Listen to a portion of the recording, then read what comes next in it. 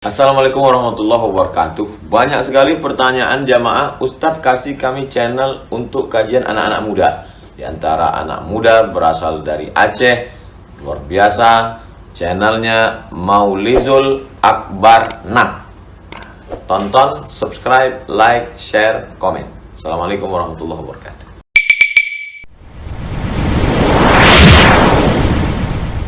Assalamualaikum warahmatullahi wabarakatuh. Alhamdulillahi rabbil alamin wa bi ni'matihi tatimmu as-salihat. Asyhadu an la ilaha illallah wahdahu la syarika lah wa asyhadu anna Muhammadan 'abduhu wa rasuluhul karim. Allahumma shalli wa sallim ala nabiyyina wa sayyidina al-Mustafa Muhammadin wa ala alihi wa ashabihi ajma'in. Amma ba'd. Rabbi shrah li sadri wa yassir li amri wahlul 'uqdatam min lisani yafqahu qawli. Segala puji bagi Allah, kemudian salawat dan salam kepada Rasulullah, kepada keluarga dan seluruh sahabat-sahabatnya, bapak-bapak dan ibu-ibu, jamaah salat maghrib dan isya. Ya Allah muliakan insyaAllah. Kita masih membahas tentang adab dalam berdakwah atau menyampaikan kebaikan dan melarang kemungkaran.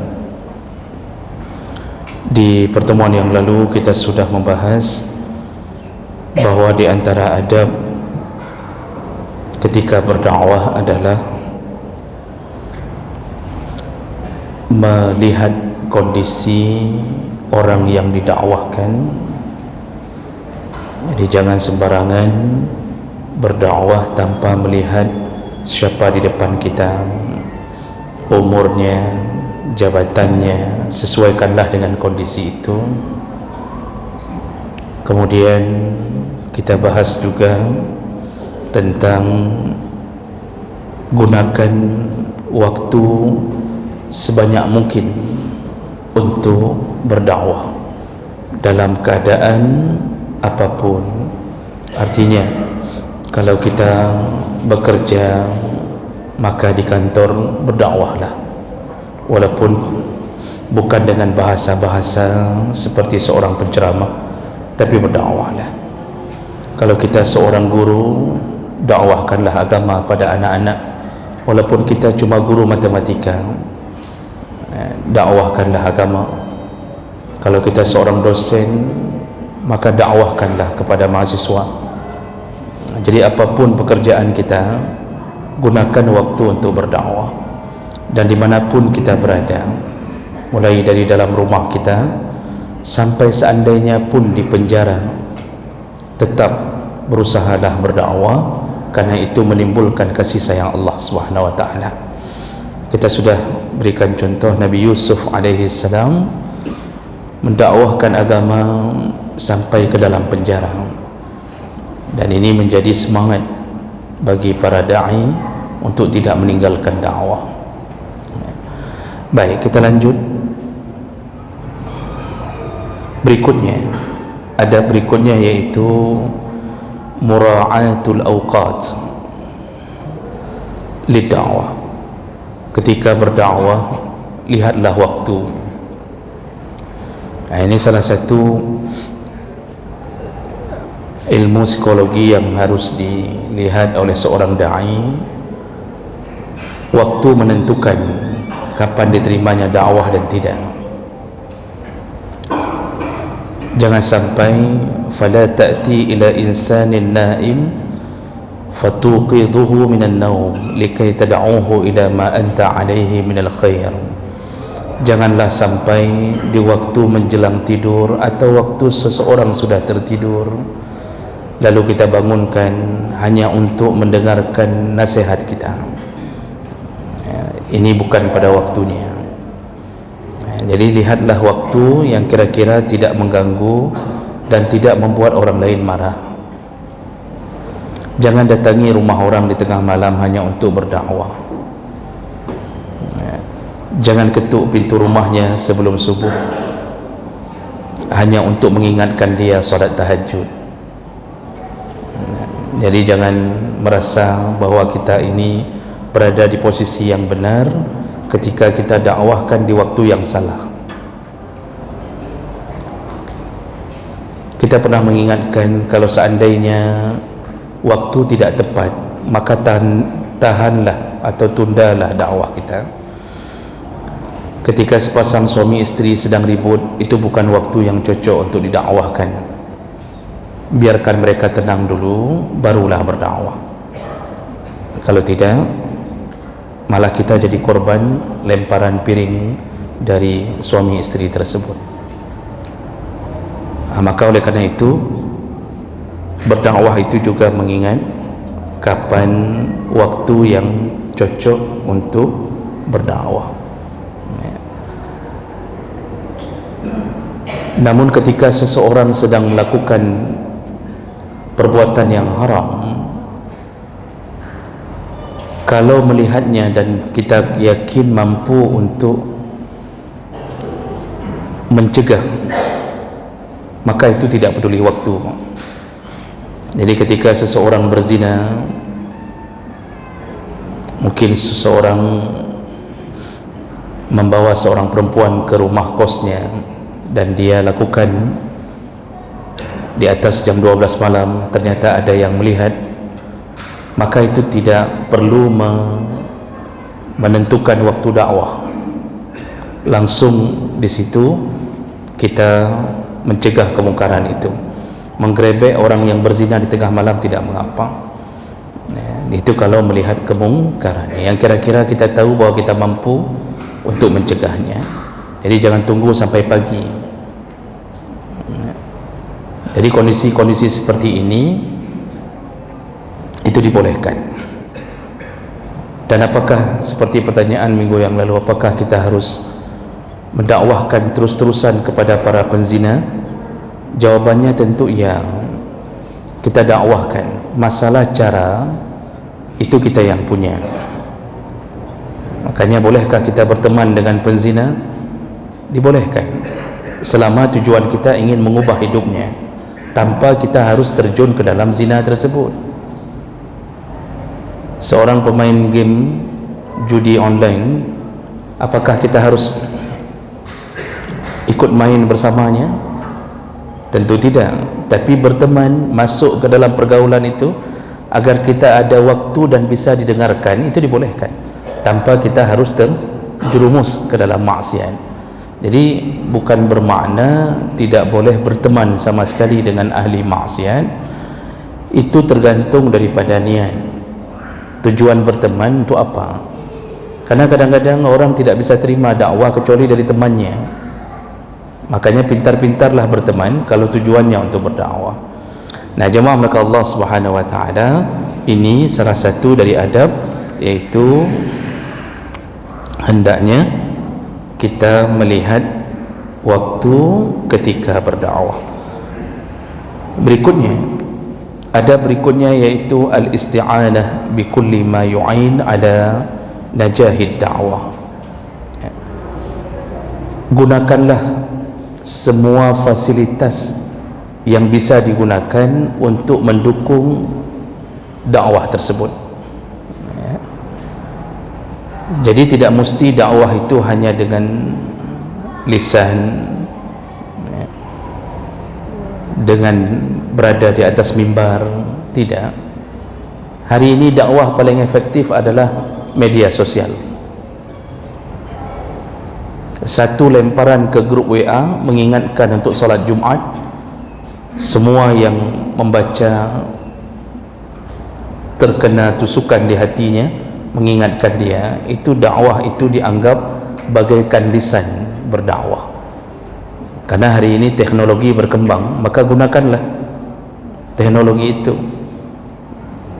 Tidak ada larangan menggunakan Facebook, menggunakan apapun yang sifatnya kita tahu bahwa bisa kita gunakan untuk dakwah. Bahkan di tengah-tengah maksiat, media itu kita masuk untuk mengingatkan maksiat yang beredar. Hari ini salah satu media pendukung maksiat yang paling banyak yaitu TikTok. Kalau kita buka kamus Arab, Lisanul Arab, kalimat tikun dan tukun itu diambil dari bahasa Arab. Jadi tiktuk, tikun, tukun. Silahkan buka kamus Lisanul Arab. Bapak lihat artinya di situ apa? Ahmaq. Tik, tuk, itu keduanya bermakna ahmaq. Ahmaq itu bodoh, dungu. Nah, kalau bahasa kita ngun, ngun itu kan di atas bangai, Pak. Ya, jadi ada bangai, ada ngun. Ngun itu di atas bangai. Jadi TikTok itu sepertinya ada kesengajaan diambil bahasa itu lalu digunakan nama untuk orang-orang bodoh yang menari-nari di depan TikTok itu. Kan habis bangai udung-udung sabahnya gara-gara TikToknya, Pak. Ya, dia taruh kamera lalu dia menari-nari di depan situ. Ada yang membuka auratnya, melakukan gerakan-gerakan bodoh macam model. Walaupun ada yang menggunakan untuk kebaikan, tapi hari ini lebih mayoritas maksiat, ya. Dan aurat dipamerkan. Padahal kata Rasulullah, kullu ummati mu'afa, setiap umatku ada kesempatan diampunkan dosa. Setiap dosa umatku ada kesempatan untuk diampunkan dosa, illa, kecuali satu kelompok. Siapa mereka? Yaitu al-mujahirin, yang memamerkan, membanggakan maksiatnya. Allah tidak akan ampunkan ketika kita sudah bangga dengan maksiat kita. Ketika seorang penzina berzina ribuan kali, tapi dia terus menutupi dirinya, ada rasa takut, ada rasa malu, tiba-tiba berzina lagi karena dorongan nafsu, tapi dia malu sekali. Seandainya ketahuan malu, maka kemungkinan diampunkan Allah dapat, dan itu bisa dilakukan ketika dia bertaubat. Tapi ketika kita jatuh dalam memamerkan maksiat tersebut, mujahir, kita pamerkan, bangga, buka aurat maksiat, tapi ketika kita bangga kita dapat, kalau di TikTok apa namanya, kalau di YouTube subscribe ya. Saya nggak pernah buka TikTok, Pak. Longing hantum, maka saya tidak tahu istilahnya itu, di like oleh orang itu, apa namanya itu kalau di TikTok itu, Allah alam.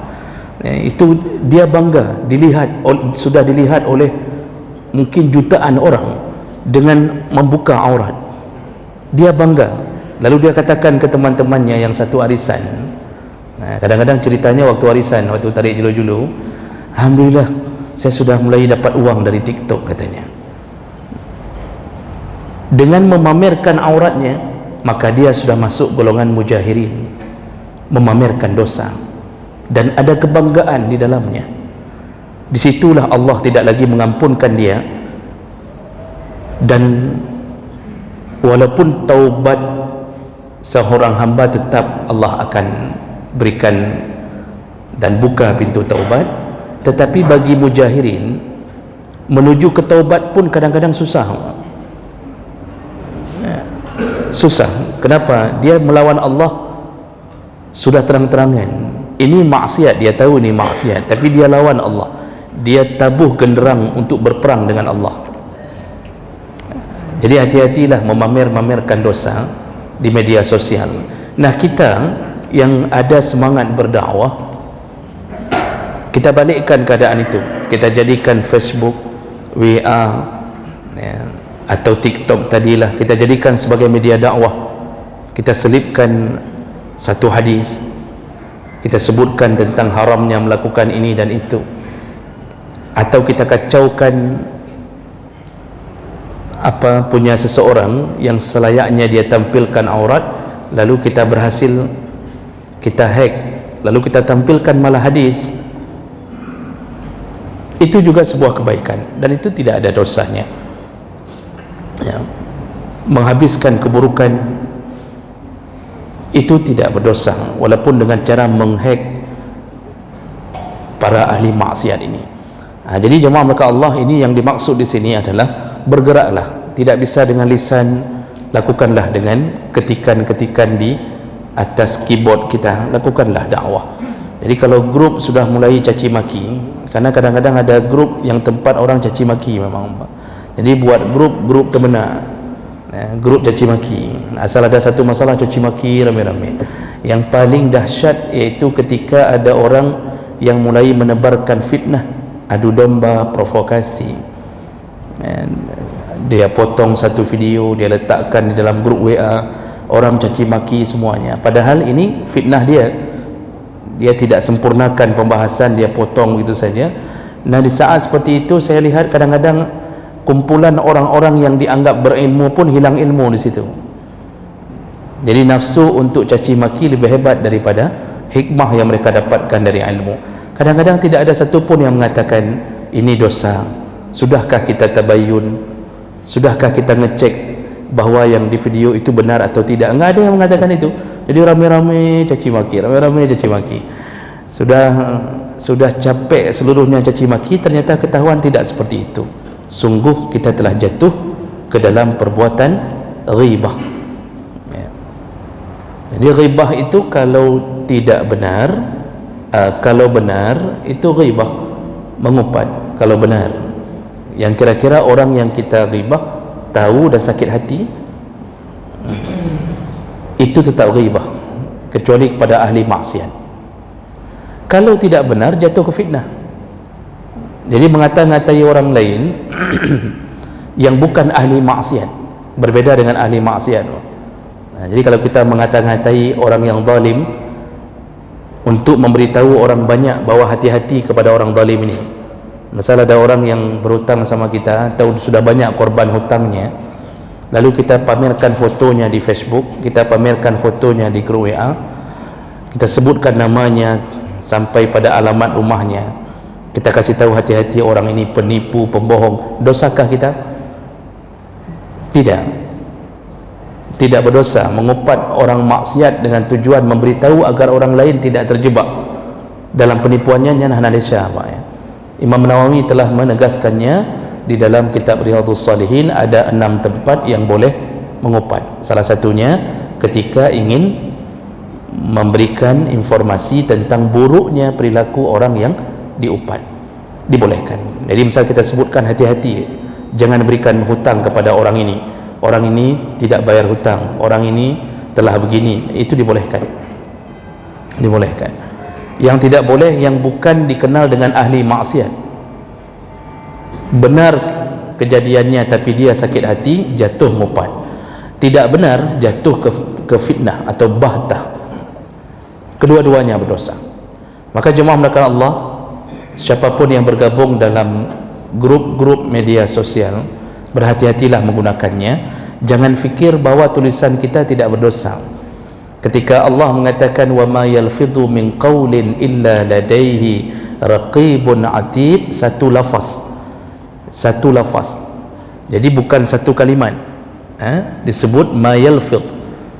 Jadi bukan satu kalimat, satu lafaz keluar dari mulut tetap diminta pertanggungjawaban dan dicatat oleh raqib atid. Kalau kita buka tafsir ayat itu, contohnya tafsir Ibnu Katsir, itu ada beragam pandangan.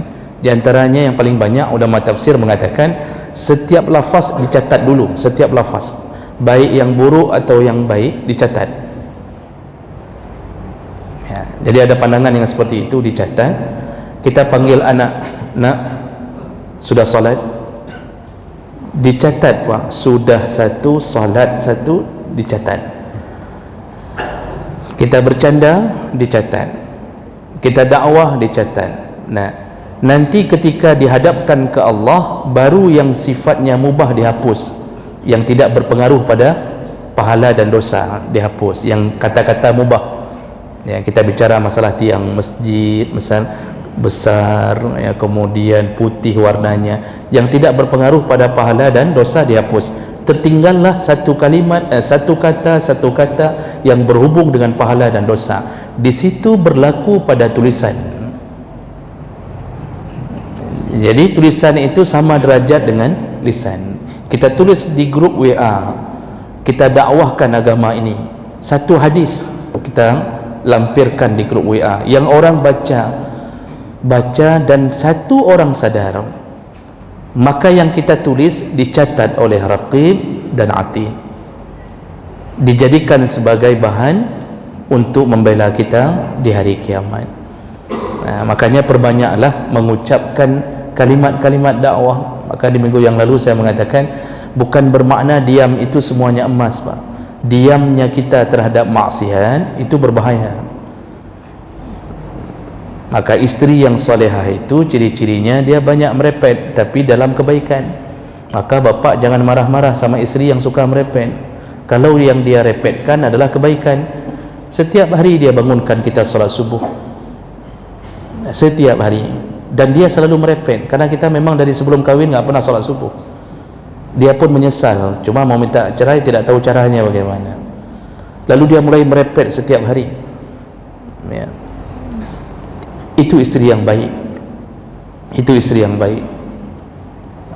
Kita yang kurang baik kalau posisinya seperti itu. Maka jangan kira nanti waktu istri sedang memarahi anak, sudah mamak bilang jangan ambil barang orang di samping, walaupun itu punya tetangga kita, tapi jangan ambil. Kita diam saja, Pak. Bahkan kita bantu istri itu untuk mendakwahkan anak. Jangan sampai kita mengatakan waktu istri sedang mendakwahkan anak, lalu kita pangkas dengan mengatakan kengkaim ke dia, mumpung pep baju dari bono. Ini yang jin sebenarnya siapa? Ini Pak Iblis, ini suaminya, ini Iblis. Istri sedang dakwahkan, lalu kita marah dengan mengatakan udahlah entah apa merepet dari tadi, seakan-akan itu repetan yang buruk, padahal itulah yang sedang dicatat oleh raqib dan atid. Kalau perlu bantu merepet sampai anak itu bingung istri yang mana, suami yang mana, karena sama gaya merepetnya. Kalau perlu bantu dukung, kita kasih tahu istri bagus deh, kasih subscribe, kasih like untuk dia, tambah wang belanja untuknya. Begitu seharusnya. Jadi anak kita melihat ayah dan ibunya sepakat dalam kebaikan. Ini tidak, kadang-kadang suami yang mendakwahkan, istri yang melindungi, atau kebalikannya, maka hancurlah anak, hilang hormat pada ayah atau ibunya. Maka di sini yang dimaksud, gunakanlah semua apapun yang kita miliki untuk dakwah. Jadi tidak semua dianggap ria ketika kita mensyiarkan kebaikan, tidak. Karena ria itu ukurannya adalah di hati, bukan ukurannya dari apa yang nampak. Kita posting hasil video ceramah kita, ria kah? Yang tahu ria dan tidak ria adalah orang yang posting. Apa tujuan dia posting? Ingin mendapatkan apa? Pujian kah? Atau dia ingin kasih tahu materi dia ini penting untuk supaya orang sadar? Maka itu tidak disebut dengan ria.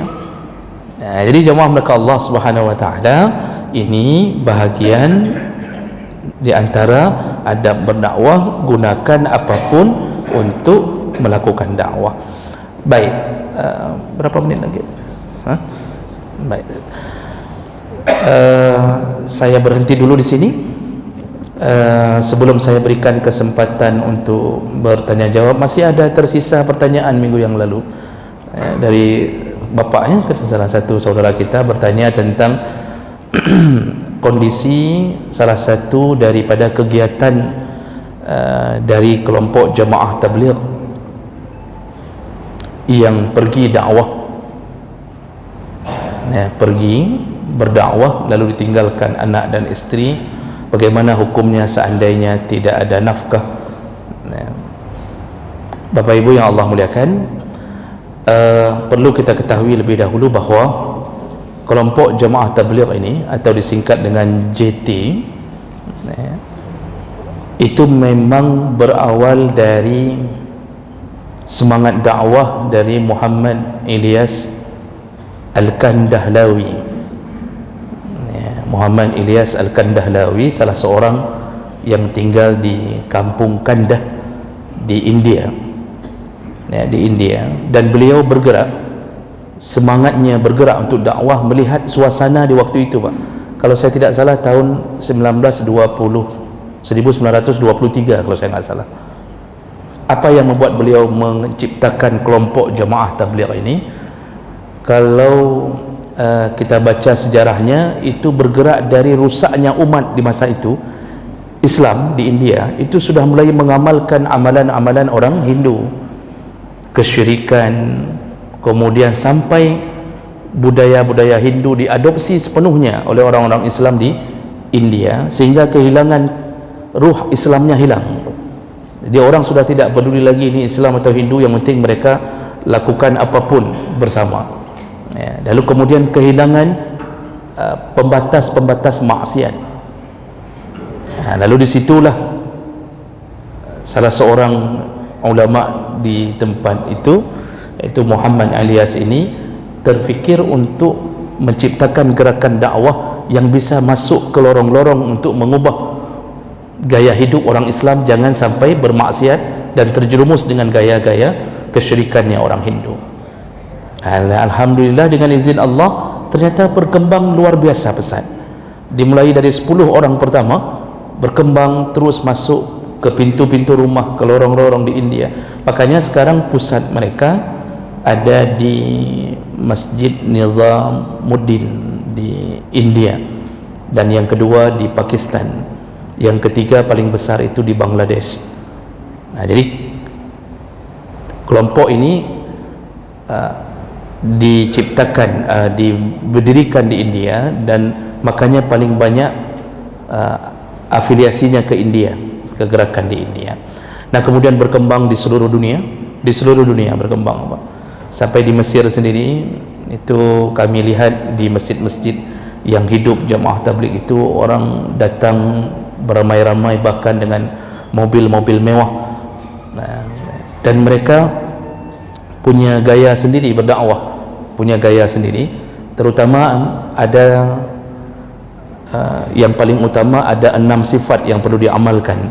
Nah, sifat dari 6 itu mulai dari mengamalkan la ilaha illallah sampai yang ke-6 itu berdakwah, dakwah dengan cara keluar. Nah, di situ sifat yang 6 itu di nomor 6-nya melakukan dakwah dengan cara khuruj. Nah, disebut dengan khuruj. Pelakunya, mereka kelompok ini pelakunya disebut qarqun. Jadi ada khuruj, dan khurujnya mereka buat aturan dalam sebulan itu hendaknya ada khurud 3 hari, dalam setahun 40 hari hendaknya khurud 40 hari, dan dalam seumur hidup 4 bulan. Dalam seminggu itu ada 2 kali yang harus keliling. Nah, keliling-keliling untuk mengetuk pintu-pintu rumah, mengajak orang salat berjamaah, itu disebut dengan jaulah, keliling dari satu rumah. Maka bapak mungkin pernah mengalami bahawa diketuk pintu rumah, lalu datang mereka dengan mengatakan kita bersaudara dengan kalimah la ilaha illallah, marilah datang ke masjid, salatlah, segala macam. Dan metode dakwah ini berhasil mengajak bahkan para artis paling banyak tersentuh dengan dunia dakwah ini. Termasuk kalau kita kenal dulu, Pak, seperti Gito Rolis, itu sadarnya taubatnya dengan gerakan ini. Kemudian kalau sekarang Ustaz siapa tu yang Derry Sulaiman itu juga dengan gerakan ini. Nah, sekarang pertanyaannya, ketika khurud itu meninggalkan kewajiban nafkah, apakah itu menyebabkan dosa? Jadi khurud itu yang dibatasi oleh mereka 3 hari itu tentu gaya mereka. Dalam hadis dan ayat kan tidak ada pembatasan seperti itu. Darul Ifta' Al-Misriyah, lembaga fatwa Mesir, itu menyebutkan ketika ditanya tentang khurudnya mereka, tentang gaya khurud, apakah ini ajaran sesat, para ulama Mesir mengatakan ini wasilah, ini hanya wasilah, ini hanya jembatan menuju ke maksud. Maksudnya adalah menyadarkan orang, sedangkan wasilahnya dengan cara keluar 3 hari sekian, 3 hari sekian. Ini perbuatan yang tidak bisa disebut sesat, karena setiap orang punya gaya masing-masing untuk cara berdakwah. Namun jatuh ke dalam dosa ketika kewajiban ditinggalkan. Apa kewajibannya? Seharusnya orang yang berdakwah sebelum dia keluar, dia wajib pelihara dulu keluarganya. Qu anfusakum wa ahlikum nara. terutama dari segi nafkah dan ilmu agama. Dakwahkan dulu ke keluarga, nafkahi dulu dengan baik, lalu kemudian baru silahkan keluar setelah keluarga mendapatkan nafkah. Sama seperti orang haji keluar 40 hari menuju ke Baitullah, salah satu syaratnya yang disebut mampu adalah ada uang untuk ditinggalkan. Maka tidak disebut mampu berhaji kalau cuma mampu berangkat tapi keluarga meninggal di belakang, itu tidak disebut mampu, harus ada uang. Itu dulu kewajiban yang utama. Maka berdosakah mereka kalau meninggalkan keluarga tanpa nafkah? Dosa, tentu berdosa, dan dosanya besar. Dan ini sebuah kesalahan kalau seandainya diambil sebagai pemahaman yang baik. Nggak apa-apa, tinggalkan saja kepada Allah dan Nabi, misal begitu kan. Seperti berangkatnya Abu Bakar hijrah bersama Nabi, dia tinggalkan ayahnya Abu Quhafah dan anaknya Asma tanpa apapun. Lalu Umar bertanya, apa yang kau tinggalkan? Aku tinggalkan mereka kepada Allah. Ini iman Abu Bakar karena sedang bersama Nabi dan melihat mukjizat Nabi, keyakinannya penuh. Kita hari ini kalau model begitu, model Abu Bakar, kita tinggalkan 40 hari berangkat. Jadi keluarga bagaimana? Saya tinggalkan kepada Allah. Pulang, istri sudah meninggal di ruang tamu, anak sudah bunuh diri, loncat dari atas, tak ada makan lagi, sudah kering, ada sudah jadi ikan asin, macam-macam Pak. Itu dosa besar, dosa. Nah ini tetap nggak boleh dilanggar. Jadi baru boleh keluar itu tinggalkan dulu nafkah, tinggalkan nafkah dengan redha istri dan anak yang tinggalkan nafkah, mau pergi maka silahkan. Nah, jadi tetap itu dosa. Dan kemudian mereka dakwahnya memang itu keluar, sampai keluar negeri, ke Malaysia, kemana-mana, bahkan ke negara-negara Islam. Itu memang salah satu daripada ciri khas mereka Pak. Tapi intinya sebenarnya yang perlu didakwahkan dulu adalah tempat kita tinggal, keluarga, lalu lingkungan yang paling dekat, barulah kita bergerak menuju ke tempat yang lebih jauh, karena itu yang diminta pertanggungjawaban lebih utama. Janganlah juga ini keluar sampai ke Kamboja 40 hari ya, di kampung sendiri istri maksiat, pakai baju ketat, anak sabu-sabu, tapi kita dakwahkan ke Kamboja, kita sampai dakwahkan ke Vietnam, Thailand ya. Nah tapi jangan sampai ini tertinggal, maka itu juga kesalahan. Jadi yang salah tetap salah. Nah, jadi kalau sudah begitu, maka coba lihat gaya mereka, apakah mereka melakukan itu atau tidak. Kalau mereka jatuh ke dalam pembiaran terhadap keluarga, dakwah mereka sia-sia, bahkan mereka dapatkan dosa. Dalam hadis riwayat Abu Daud, Nabi SAW menyebutkan, kafa bil mar'i isman, seseorang sudah cukup disebut berdosa besar, ayyudayya mayyakut, ketika dia menghilangkan tanggungjawab nafkah kepada orang yang wajib dia tanggung nafkahnya. Dosa besar meninggalkan begitu. Tapi yang saya tahu, sebahagian mereka juga tahu masalah ini dan mereka meninggalkan nafkah untuk keluarga. Walaupun nanti satu dua ada yang baru-baru taubat, terlalu semangat sampai keluarga tidak teratasi, ada juga pulang-pulang cerai. Ada kasus yang begitu, pulang cerai. Mana tahan istri sampai 3 bulan ditinggalkan, nafkah nggak ada, disuruh jualan siomay sendiri. Waktu ditelepon mas suami, dia telepon suaminya, gimana nih, nafkah nggak ada lagi. Sabarlah, aku sedang berada di jalan Allah, nanti kita bertemu di surga. Rupanya istri langsung pilih surga sendiri bersama suami yang lain. Kalau sudah model begitu, itu sebuah kesalahan juga ya. Baik, kira-kira begitu bayangannya Pak. Jadi kalau divonis sesat secara keseluruhan, tidak, karena mereka menghindari politik, mereka menghindari khilafiyah. Bicara dengan mereka tidak ada cerita masalah khilafiyah. Namun saudara-saudara kami yang bergabung dalam jamaah tabligh ini, perlulah kami ingatkan, tuntutlah ilmu bukan hanya dalam dunia dakwah. Karena saya juga kadang-kadang melihat ilmu fikihnya kurang, tata cara salatnya bahkan banyak yang salah, tapi semangat dakwahnya kuat. Ini perlu diperbaiki. Ketika datang ke satu masjid, janganlah sampai lutuh apa, pakaian 3 hari nggak cuci-cuci Pak, masuk ke WC dengan celana itu, keluar salat dengan itu juga perlu dipelajari. Jadi bukan hanya konsep dakwahnya saja, jadikan tauladan pada orang, tampillah bersih, elegan, orang kira-kira mengakuilah bahwa kita Islam yang baik. Nah begitu perlu juga kita ingatkan kepada saudara-saudara kita ini. Tapi intinya Kalau seandainya datang mereka di satu masjid ke masjid yang lain, janganlah sembarangan kita mengusirnya, karena mereka kadang-kadang di tangan mereka lah orang sekitaran kita yang sabu-sabu ini bisa teratasi.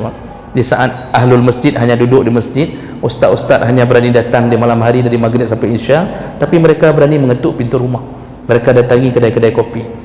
Ya. Jadi itu juga perlu dihargai. Kadang-kadang jiwa dakwah mereka melebihi jiwa dakwah kita. Kita cuma semangat ceramah.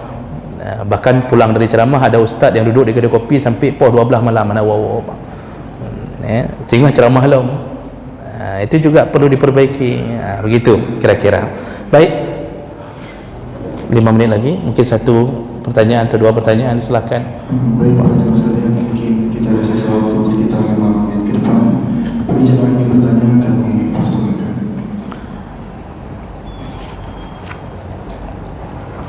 Ya, silakan Bapak kalau ada hal yang ingin ditanyakan. Kalau tidak ada jangan dipaksakan Bapak. Ya. Baik, alhamdulillah malam ini begitu membahagiakan karena tidak ada pertanyaan yang harus saya tanggung menjadi beban saya. Jadi anggaplah malam ini bonus untuk kita bisa wuduk lebih cepat. Jadi intinya adalah dalam dunia dakwah itu janganlah berhenti berdakwah walaupun dengan berbagai media dan keadaan, dan gunakanlah seluruh apa yang kita miliki untuk melanjutkan agama Allah ini, walaupun tidak akan padam agama ini. Ya. Ini sebagai penutup, Islam ini tidak akan padam sampai akhir zaman, karena ini bukti kebenaran agama ini. Ya. Makanya kita tahu tidak padam, tapi kita hanya masuk ke dalam dunia untuk ikut bertempur bersama agama yang benar ini. Mudah-mudahan Allah lindungi kita sampai ke akhirat nanti. Subhanakallahumma bihamdik, asyhadu an la ilaha illa anta, astaghfiruka wa atubu ilaik. Wassalamualaikum warahmatullahi wabarakatuh.